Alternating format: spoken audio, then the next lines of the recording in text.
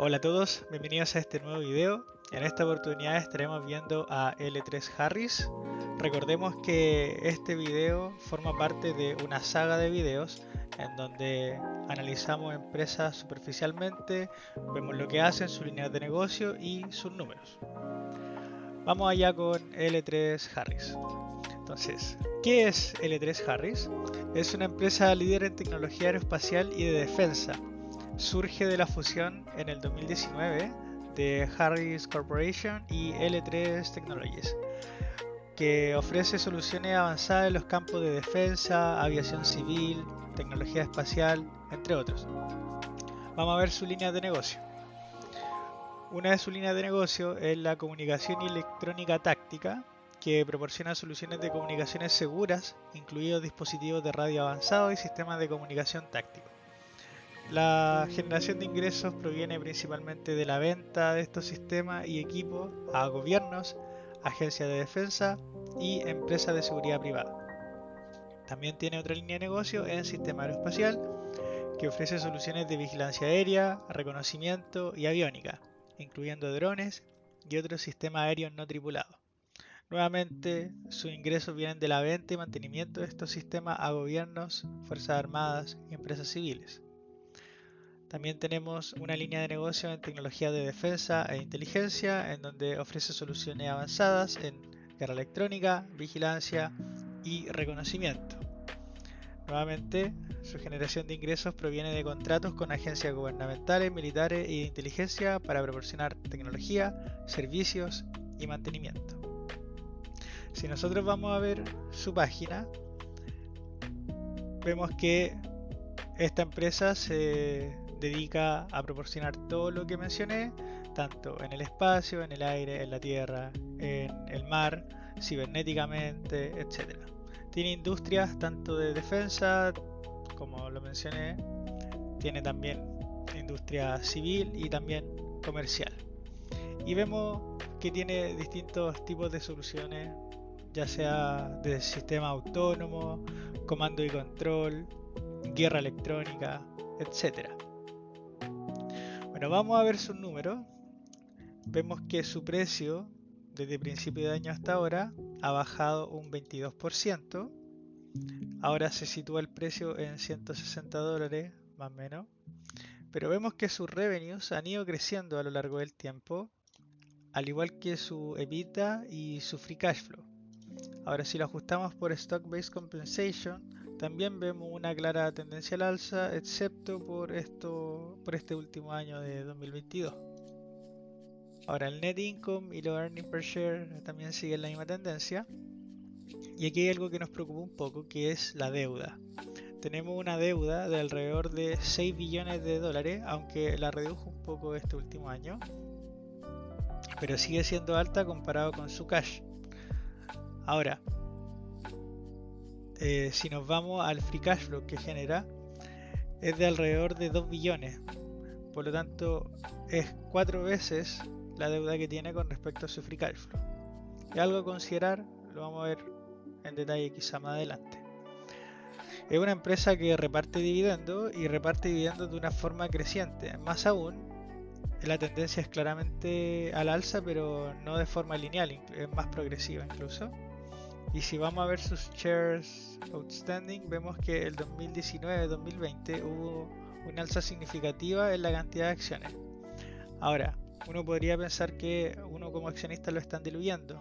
Y claro, pero el tema es que acá hubo una unión de dos empresas, el de la empresa L3 Technologies y Harris Corporation, como lo mencioné en un principio. Por lo tanto, de ahí viene ese aumento de cantidad de acciones. Probablemente hubo un aumento de capital ahí dentro. Pero de todas maneras, vemos que ese aumento de capital y esa fusión entre las dos empresas le ha servido para poder crecer sus revenues de forma brutal. Fijémonos que el 2018, antes de la fusión, la empresa tenía un revenue de 6.17 billones de dólares y ya hacia el 2021 la empresa casi que triplicó su revenue. Entonces eso quiere decir que le salió bien la jugada. Lo mismo también podemos ver con el free cash flow.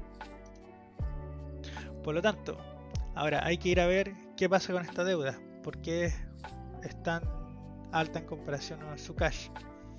Bueno, hay que tener en cuenta que una empresa de seguridad es súper intensiva en capital, tienen que estar innovando constantemente, tienen que estar proporcionando la tecnología de punta para que los gobiernos puedan usar ese equipamiento para la guerra. La guerra no es un juego, entonces necesitan equipamiento de punta y por lo tanto son intensivas en capital y necesitan deuda. Ahora, si nosotros vamos a ver su balance de aquí al segundo trimestre del 2023, vemos que aquí están los cash equivalentes al efectivo, que es de 366, pero de todas maneras sus activos corrientes suman 6.850, me parece que están millones de dólares. Claro, porque 366, estos están millones de dólares. Entonces tenemos 6.850 y sus pasivos que están acá. Vemos que sus pasivos corrientes totales son de 6.300. Así que, en teoría, si es que la empresa, por poner un ejemplo, terminara todos sus contratos y quebrara, cosa que no es viable, pero pongámonos en ese caso, la empresa es capaz de vender sus activos totales y cubrir al menos la deuda del corto plazo. Y vemos por otro lado que si la deuda total es de 16.000 y la deuda corriente de 6.000, nos queda una deuda en el largo plazo de 10.000. Ahora, ¿de qué será? Hay que ir a ver acá de qué sería esta deuda de largo plazo, que son de 7.000. Habría que agregarle estas Operating Leases Liabilities, que son arriendos de cosas, etcétera, que todo eso suma alrededor de 10.000. Pero hay que ir a ver de qué es esta deuda. Y lo que preocupa un poco es que esta deuda fue creciendo en comparación al último trimestre del 2022. Vemos que antes estaban 6.200 y ahora están 7.800. Y de hecho es algo que varió trimestre a trimestre. Sin embargo, si nosotros vemos la deuda sin capital lease, igual bajó un poco desde el 2021 al 2022. Vemos que bajó casi 1 billón, un poco menos. Por lo tanto, ¿será esta empresa una buena opción? Sus márgenes en realidad no son tan altos. Si incluso vemos el retorno sobre el capital empleado en los últimos 5 años, se mantiene por debajo del 9%, lo cual es un poco contrario a mi filosofía, en donde me gustan empresas tecnológicas básicamente que tengan un alto retorno sobre capital. Pero esta empresa parece ser un poco undervalued, sobre todo por su free cash flow yield, que se sitúa en un 6%, lo cual es bastante interesante, y sobre todo por su price to earning, pero el forward, porque esto lo tenemos que hacer con el estimado que se viene en los próximos earnings y con el precio que tiene actualmente, y se sitúa en un 16, lo cual es bastante promedio con respecto al S&P. Y es mucho más bajo de lo que teníamos en los últimos 12 meses, que era un PE ratio de 40, lo cual ya es muy cara la empresa. También hay que tener en cuenta que para esta deuda, uno puede tener deuda a medida que uno sepa que va a generar flujo. En ese sentido no hay problema, uno no va a quebrar teniendo deuda solo porque sí. Entonces, para ir a ver si es que esta deuda es sostenible en el tiempo y si va a ser capaz de pagarlo, hay que ver quiénes son sus clientes.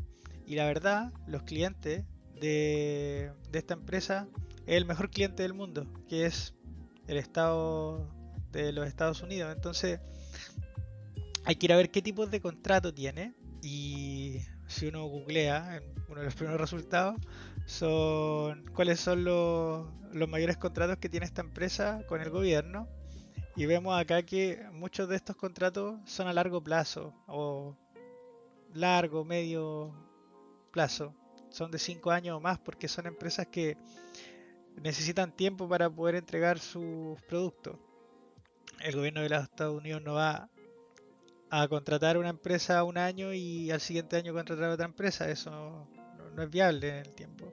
Entonces, por ejemplo, aquí tenemos contrato firmado el 2020 con una duración de 5 años, acá una del 2022 con duración de 10 años, de 7 años, etcétera.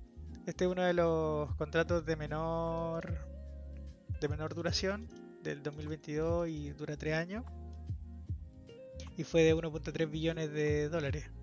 Por lo tanto, vemos acá que la duración de los contratos son largos, son de por lo menos 5 años, y eso nos quiere decir que esta deuda en particular no debería preocuparnos tanto como si nos debería preocupar con empresas que son un poco más inciertas. Ahora, si nosotros vamos a ver algunas evaluaciones que se han hecho con respecto a la compañía, hay artículos en Yahoo Finance generalmente sobre evaluaciones y target values, y uno de los target values que se hizo acá fue por su estimado de free cash flow, y bajo ciertas asunciones llegamos, o este artículo, perdón, llegó al hecho de que un fair value para esta empresa sería de 300 y con un margen de seguridad de un 20% sigue estando la empresa undervalued. Recordemos que ahora la empresa se sitúa en un precio de 160 dólares, incluso menor al precio que tenía al momento de que se realizó esta evaluación. Así que esta empresa es una empresa que hay que estar mirando, por lo menos yo la tengo en mi watchlist. Actualmente no la tengo en mi portafolio, pero pretendo seguirle la pista. Así que eso, muchas gracias por ver este video, que estén bien.